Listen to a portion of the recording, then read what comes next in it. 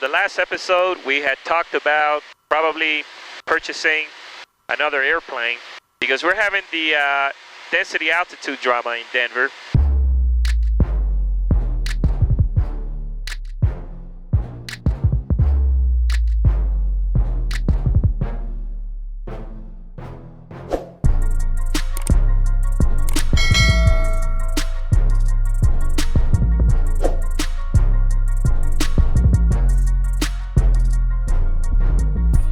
Alright guys, welcome back to Flying Dirty. What do you think? Am I doing the right thing, son? I think it's a nice airplane, and it's not as much useful load, right? So, there's that. On the last episode, we had talked about probably purchasing another airplane because we're having the density altitude drama in Denver. So we bought the Cherokee 6 because oftentimes we do travel. We like to travel with the family. My wife also loves to travel. She loves the airplane, and she loves trips in the airplane. So, you know, that's a must. We must get an airplane that can hold a lot of useful load. The Cherokee 6 is the right airplane for that. The only thing is that in Denver, with the density altitude, now that the kids are growing and we're stuffing the airplane, we're starting to see how the airplane lags on climb rate. I would like to use a turbo or have a turbo here because, you know, you just have better performance out at a density altitude field. Not to mention, if we go across the Rockies, oftentimes when I do a trip westbound, I have to go around the mountains because I can't really go over the high peaks. So with a Turbo Saratoga, it comes built in oxygen, and you can climb that sucker all the way up to 20,000. Now, we did take the airplane up for a spin, and what did you think about the airplane, son? It has power. It has power. Actually, we felt that airplane. We went back on the seats, and he said he went forward because I was sitting like, since it has like a... club seating. Club seating. Since it has club seating, I just sat on the back of it because it was different, and I wanted to try what that would feel like. And I went forward, and it was funny. He went forward instead of back, but I felt it as soon as he pushed the throttle in, and the turbos, when they kicked in, boy, you felt it. I mean, I went back on my seat, and he went forward. So definitely the power is there. So we went to look at the Saratoga. Now, we've been looking at airplanes. If you've watched previous episodes, we talked about me thinking about getting a Piper Malibu, which is a very nice airplane. I really love that airplane. Except, but again, it was going to be too expensive for what I really wanted for my budget right now. We have other things that we want to do as well. So we want to be able to fit in, you know, the airplane within our budget and our means.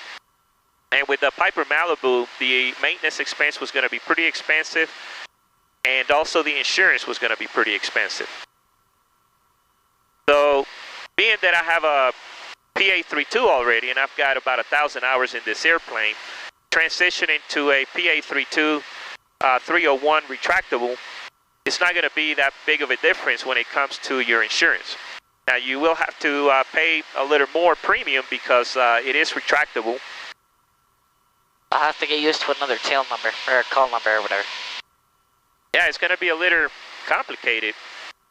I think that we have a problem with loading.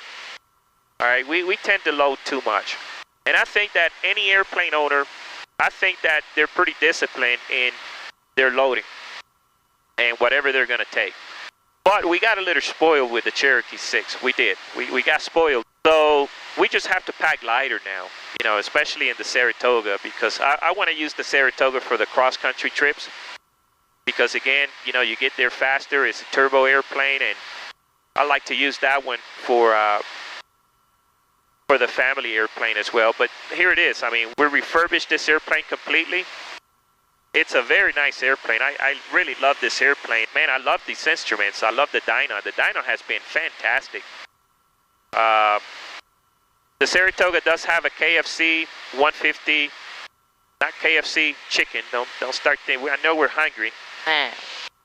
Well, it's not KFC chicken. It's a KFC 150 autopilot. It's a pretty capable autopilot.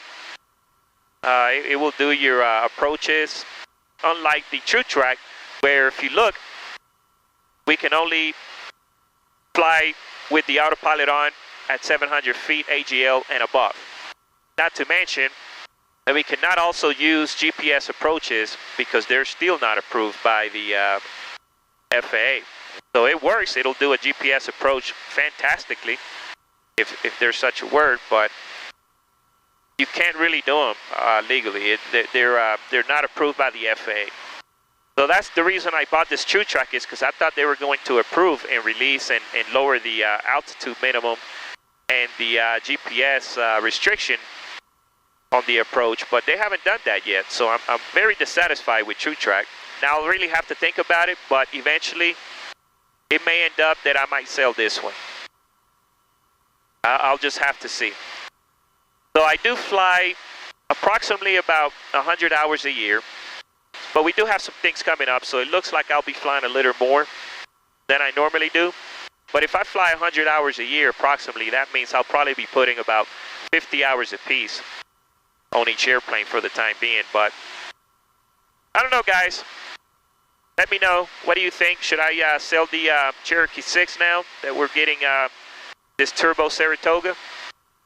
Again, my only concern with that will be that the useful load. We may end up in a scenario where we may end up needing the useful load. So I'm not really sure how to handle that. What do you think we should do, son? I would like to keep this one if we buy the other one, but I don't know. So here's the other scenario is, what are we going to do with the Saratoga? Are we going to put new instruments?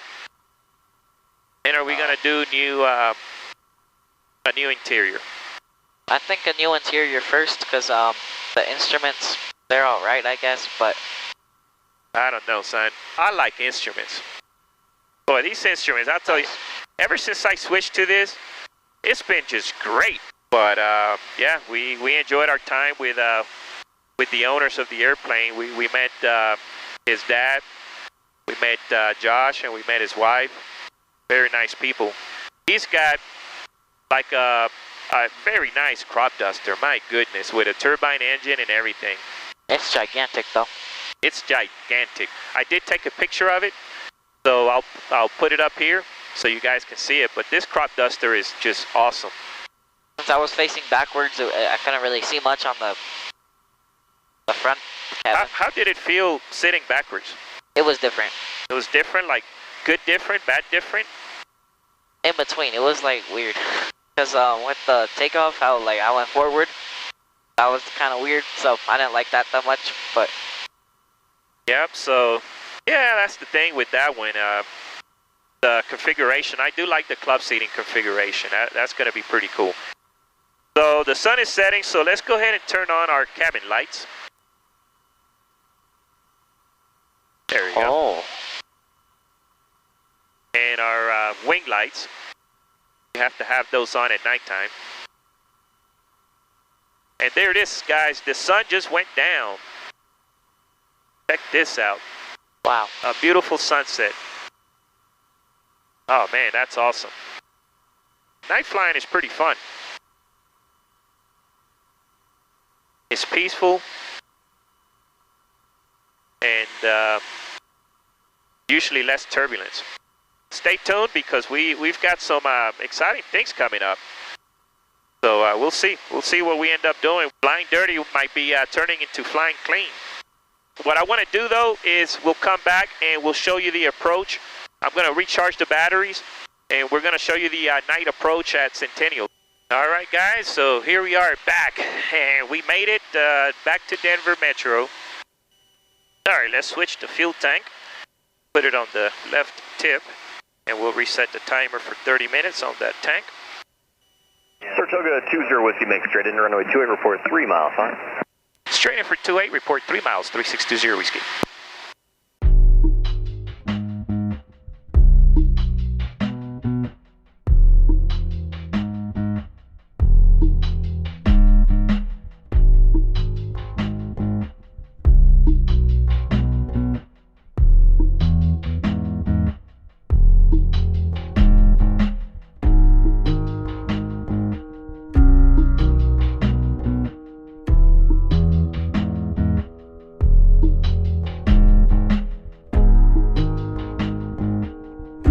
So we've been looking around for a turbo single 6-seater now for several months, and it's been a wild and crazy market. First, we were looking at Piper Malibus, but the maintenance and insurance were going to cost more than what I wanted to commit to.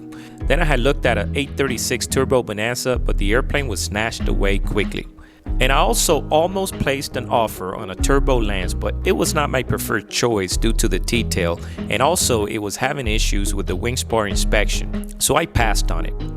And I'm pleased to announce that we put an offer in for the Turbo Saratoga from the previous video. The offer is pending a pre-buy inspection, so if it all goes well folks, Flying Dirty will also be flying clean very shortly. On the next episode, the owner of the Turbo Saratoga will fly the airplane down to Centennial so we can do the pre-buy inspection, and then we'll go from there. Then you don't want to miss out on the upcoming dilemma on what I will do about parking 2 airplanes with the limited space. But where there is a will, there is always a way. Now I want to give out a special thanks to all of you who have placed orders on flydirty.com and for your dedicated support. Make sure you like and subscribe, because with another turbo airplane, things are about to get more exciting. You don't want to miss out on the upcoming episodes. So thank you, take care, stay safe, and have a great day, my friends.